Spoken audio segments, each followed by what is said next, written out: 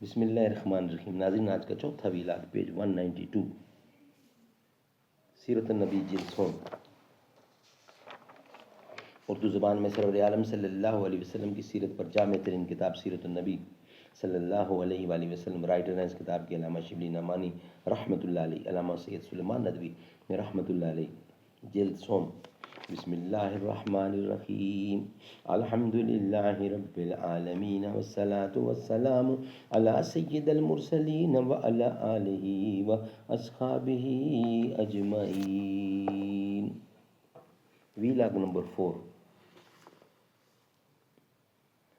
لطف کلام کیا جو نہ ہو دل میں درد عشق، بسمل نہیں ہے تو تڑپنا بھی چھوڑ دے۔ شبنم کی طرح پھولوں پہ رو اور چمن سے چل، اس باغ میں قیام کا سودا بھی چھوڑ دے۔ ہے عاشقی میں رسم الگ سب سے بیٹھنا، بت خانہ بھی حرم بھی کلیسا بھی چھوڑ دے۔ یا ایھا المدثر قم فانذر وربک فکبر۔ سورۃ مدثر۔ اے کلیم پوش اٹھ اور لوگوں کو خدا سے ڈرا، اپنے رب کی کبریائی بیان کر۔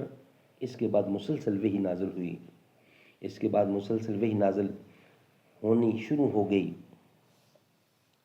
اور اس کا تار ایک وقت تک نہ ٹوٹا جب تک حیات طیبہ کا ظاہری سلسلہ منقطع نہ ہو گیا، یعنی 40 برس کے سن سے لے کر 63 سال کے سن تک کل 23 برس نزول وحی کے ہیں۔ حضرت انس سے روایت ہے کہ آن حضرت صلی اللہ علیہ وسلم کے آخر عمر میں وحی کی کثرت ہو گئی تھی۔